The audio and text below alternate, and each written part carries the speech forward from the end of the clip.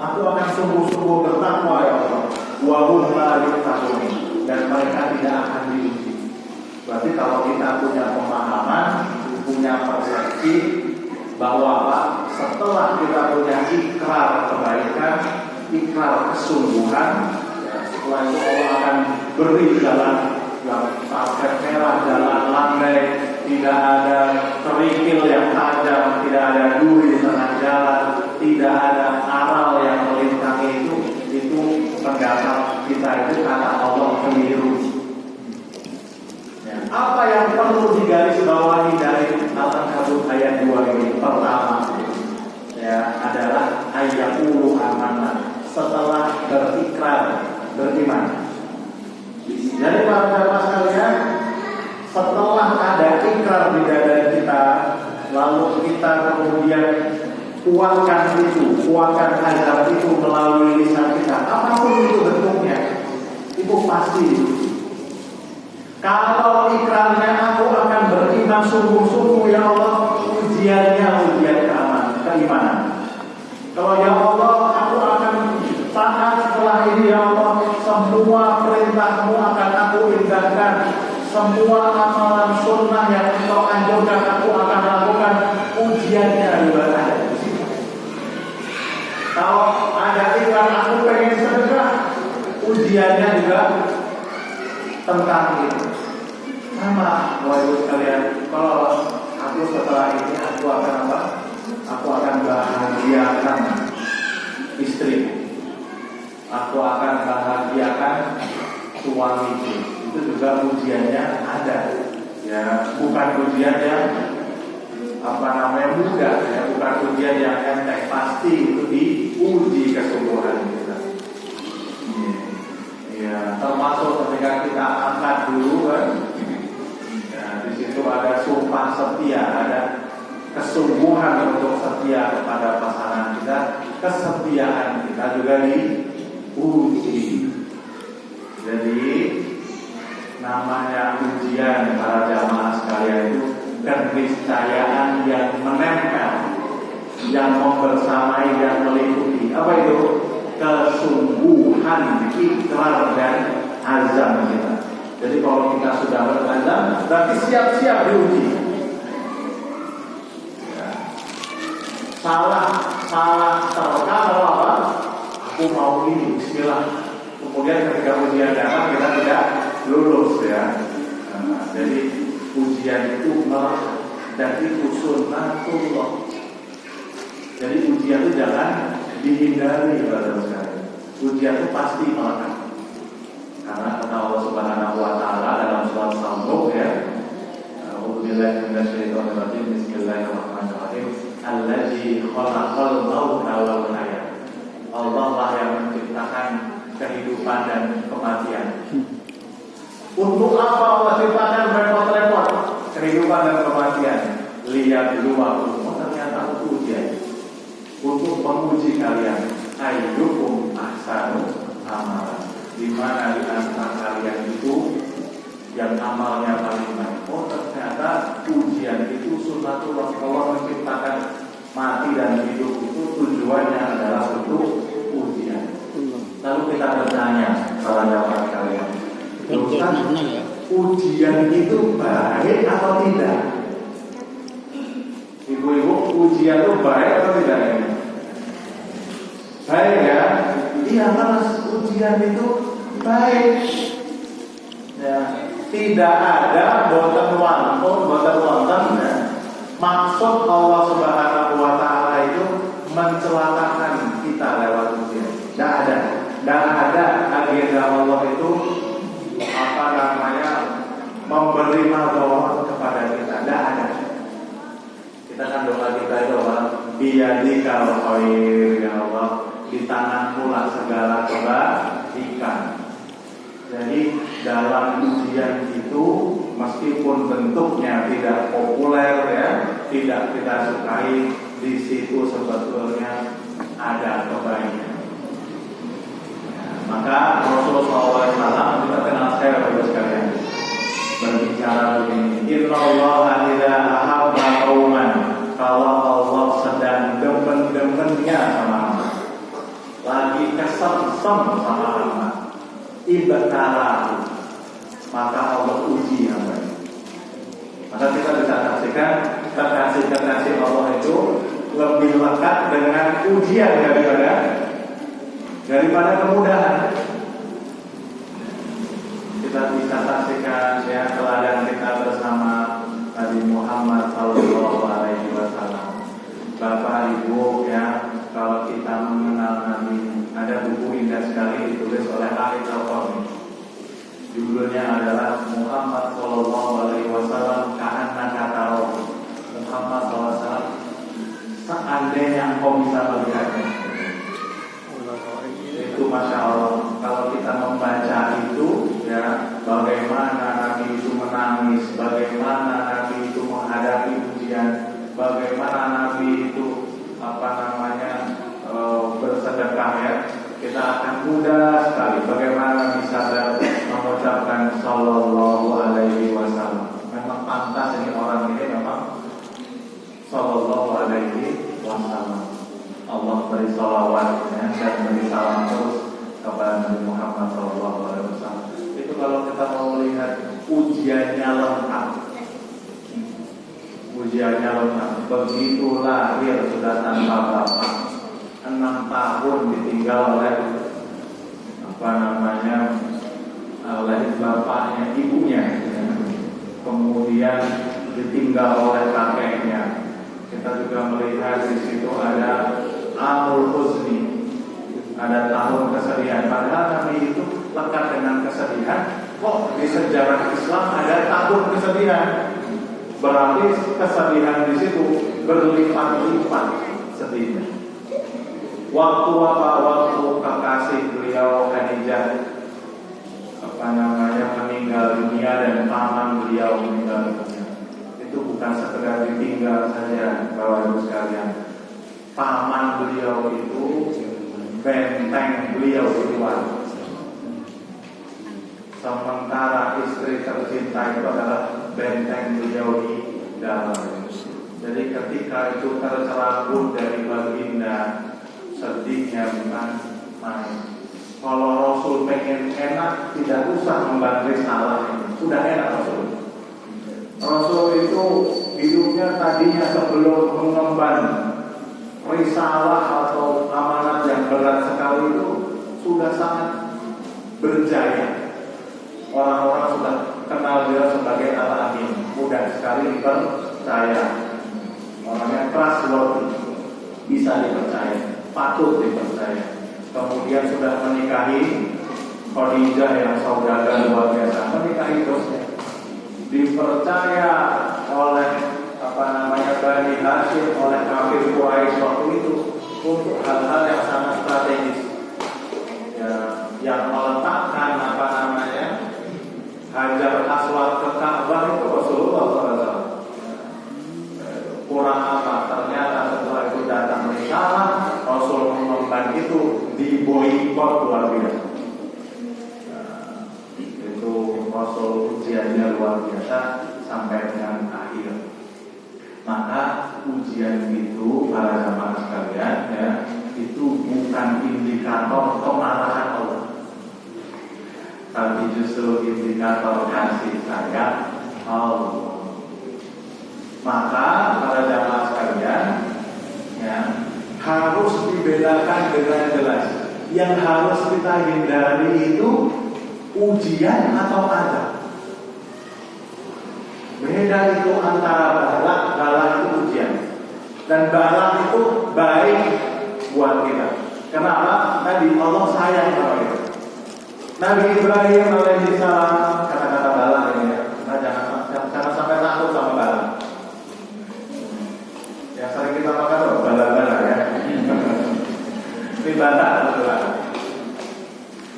Nabi Ibrahim, Masya Allah, kalau kita kontekskan kita dengan Nabi Ibrahim. Nabi Ibrahim itu nyuwun ke Gusti Allah dalam suara sobat.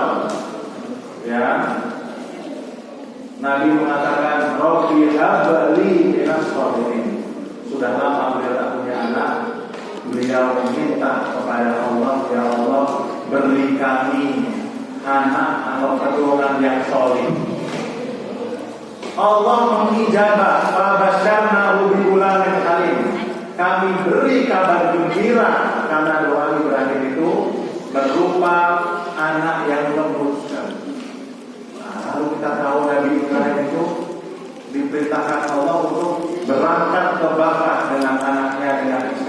lalu ditinggal. Sambangan Nabi Ibrahim itu 2 tahun sekali. Lalu apa dalam ayat yang selanjutnya? Falamma balagha ma'ahu sa'ya. Lalu setelah itu ketika Ismail sudah besar, dalam bahasa kita sudah siap panen, anak itu sudah produktif, sudah bisa nyari makan sendiri, sudah besar. Lalu apa? Ibrahim tiba-tiba tidak ada hujan, tidak ada angin, tidak ada kabar sebelumnya, mimpi. Inni ara fil manam. Aku lihat dalam mimpiku. Anni azbahuka. Aku menyembelihmu wahai anakku. Fanzur madza tara. Lalu tolong sampaikan pendapatmu bagaimana. Ini Nabi Ibrahim itu juga orang yang sangat lembut. Buktinya apa? Buktinya ditawarkan dulu. Ya, dan manusiawi beliau.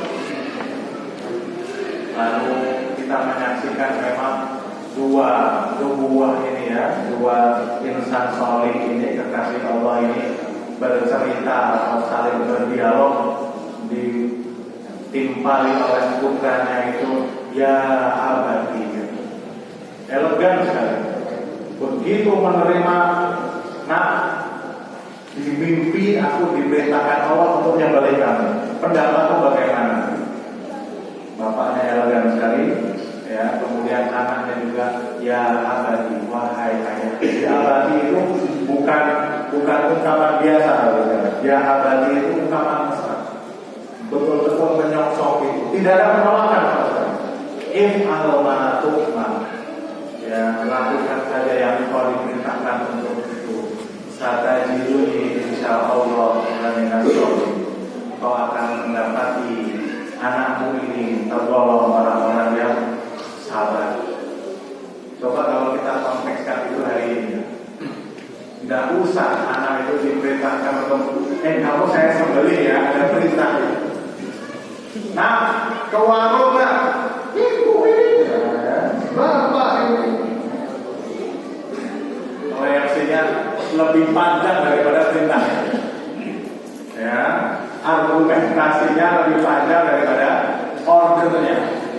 Ya, ini luar biasa. Jadi para jamaah sekalian, Allah menyampaikan sekali, innahu lahuwal bala'ul mubin. Sesungguhnya itu ujian yang nyata. Jadi kalau kita melihat insan-insan terkasih Allah tadi menerima ujian, ya, itu sebetulnya harusnya menguatkan diri kita dalam rangka menghadapi ujian. Kenapa, wahai jamaah sekalian, Rasul kita menghadapi ujian tidak pernah mudah. Semua ujian tadi ada. Didustakan oleh kaumnya, dianggap gila. Hari ini kan kita diomongkan sedikit saja, tidak ada yang bilang kita gila ya. Tapi ini kupingnya sudah memerah sekarang. Ya, ada riba yang bocor ke telinga kita sudah merah. Ya, kemudian dada kita sudah bergemuruh. Nabi itu dikatakan apa?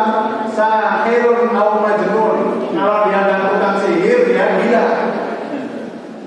Ya, gila betulan. Tetapi beliau sadar. Bagaimana sadarnya? Kata Allah apa? Lihatlah Rasul-Rasul sebelum. Jadi untuk apa kisah-kisah dalam Quran?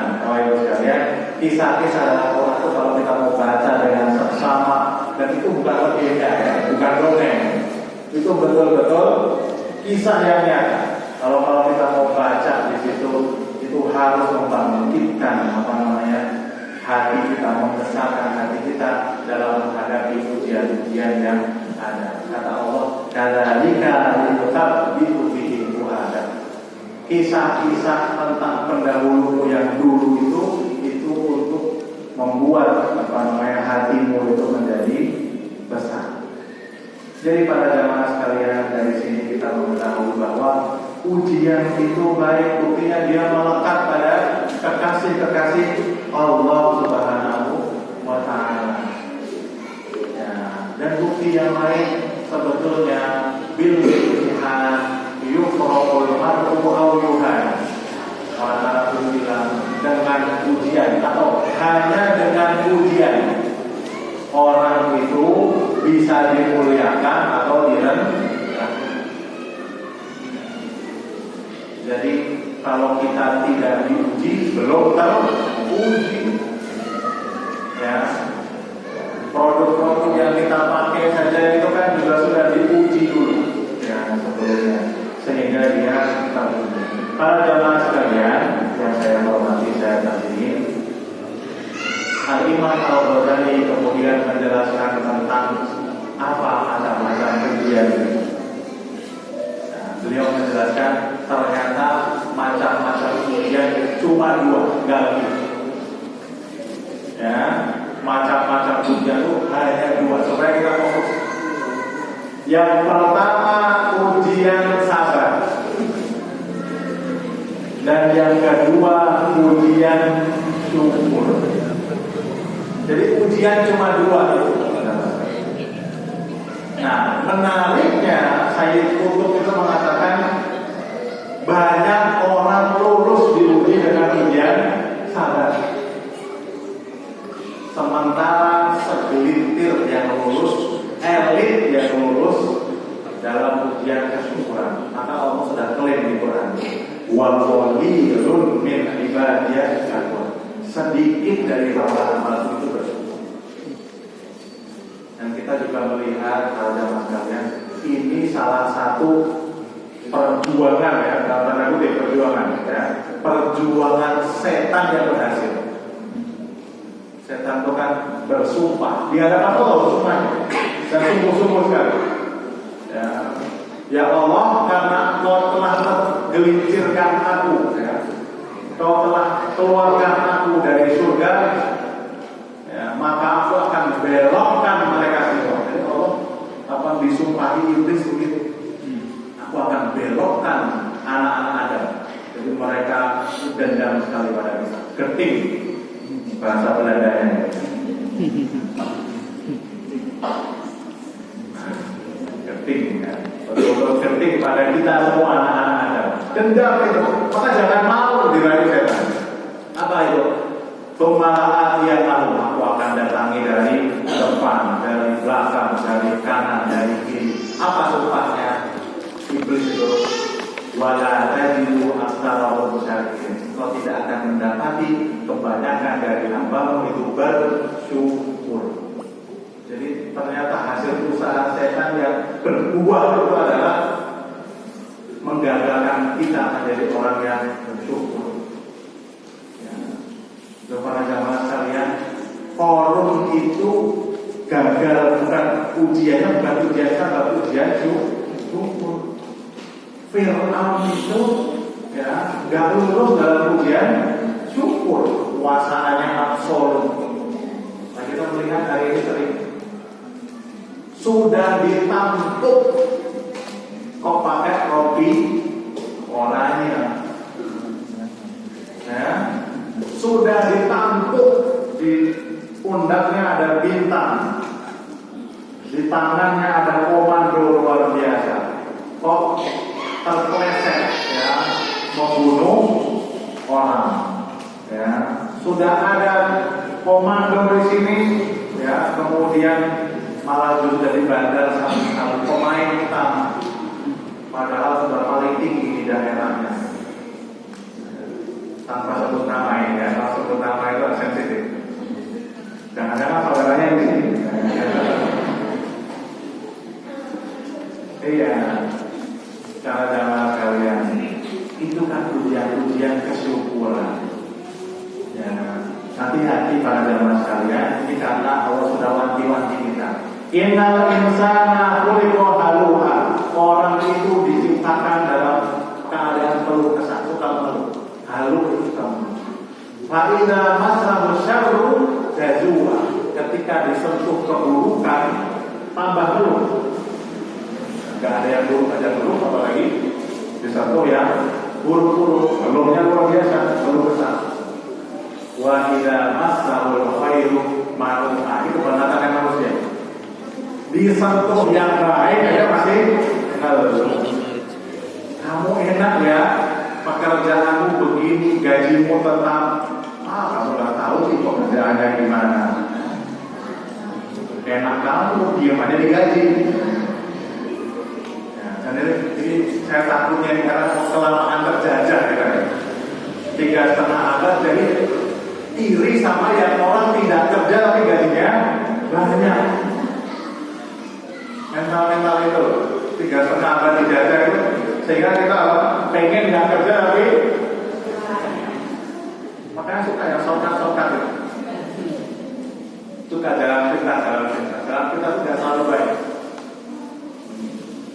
Suka murah kenyang juga.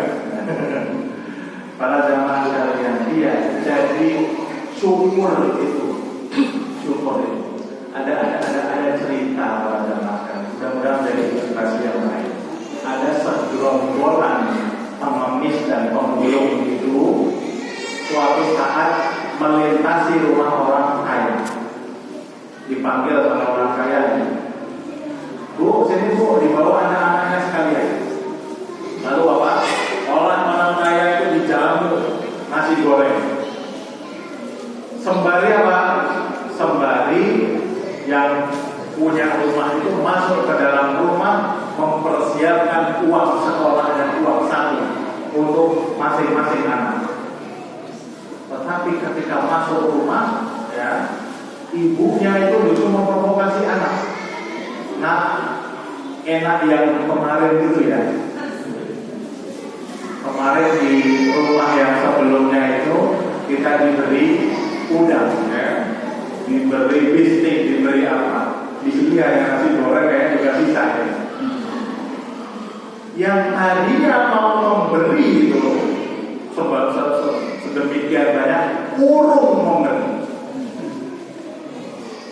Itu sebetulnya mirip dengan banyak sekali kondisi kita sehari-hari. Kita tahu yang memberi kita itu menyaksikan kita betul.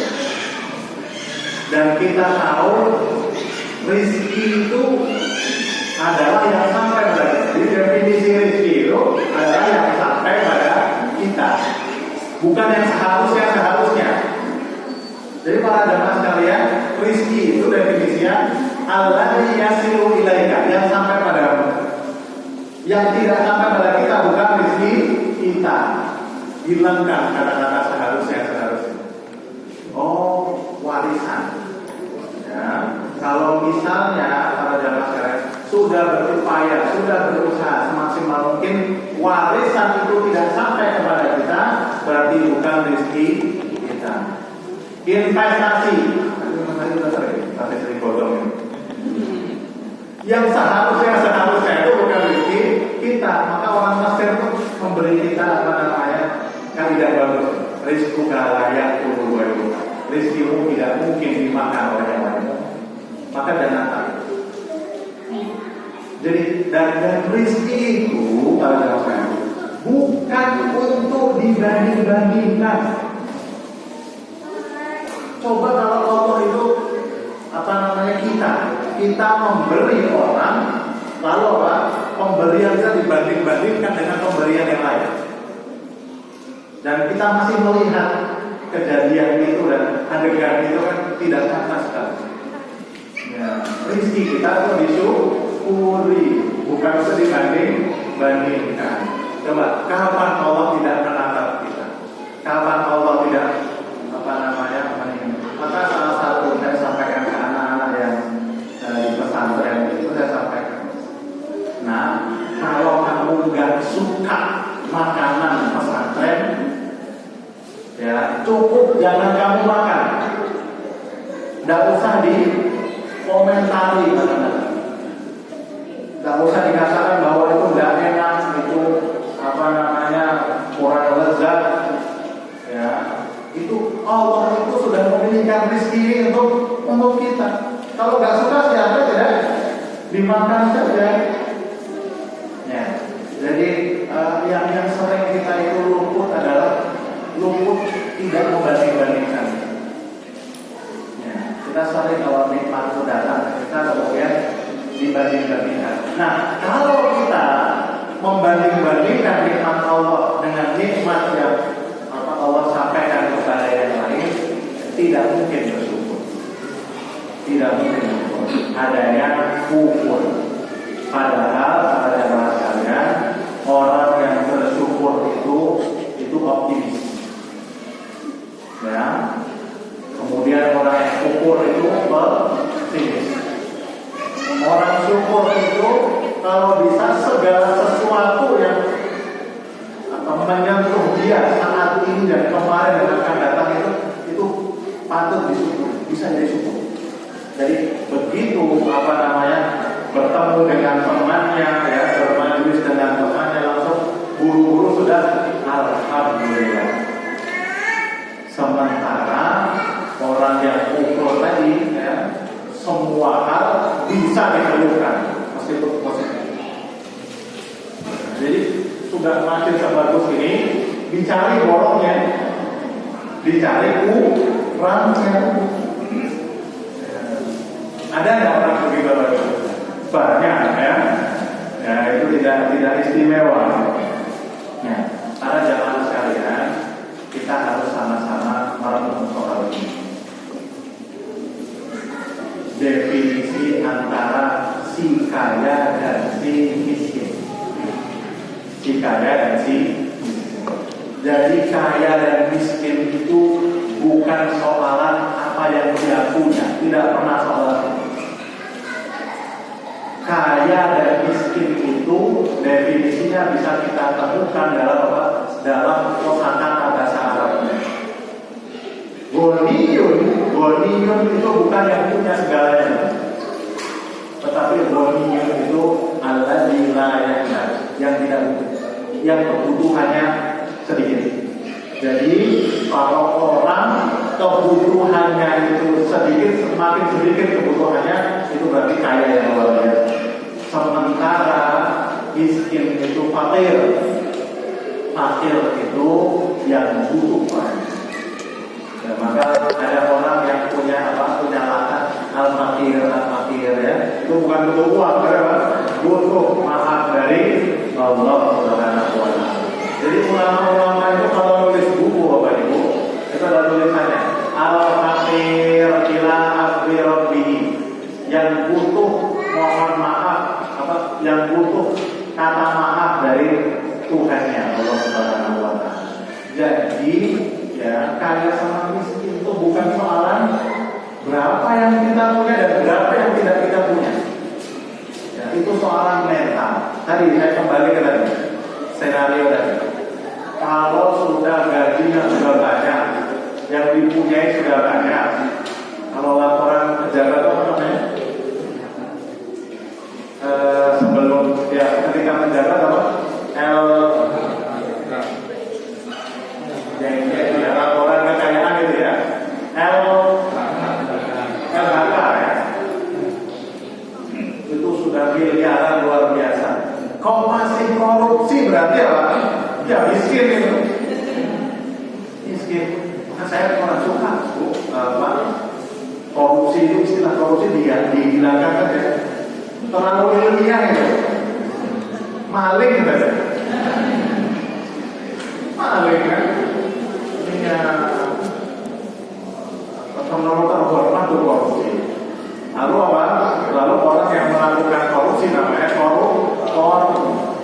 Ketika keluar dari penjara masih bisa petantang-petenteng, diundang media masih seperti tidak ada. Kalau maling, sanksi masyarakatnya luar biasa. Koruptor masih bisa diundang dari narasi yang berbeda.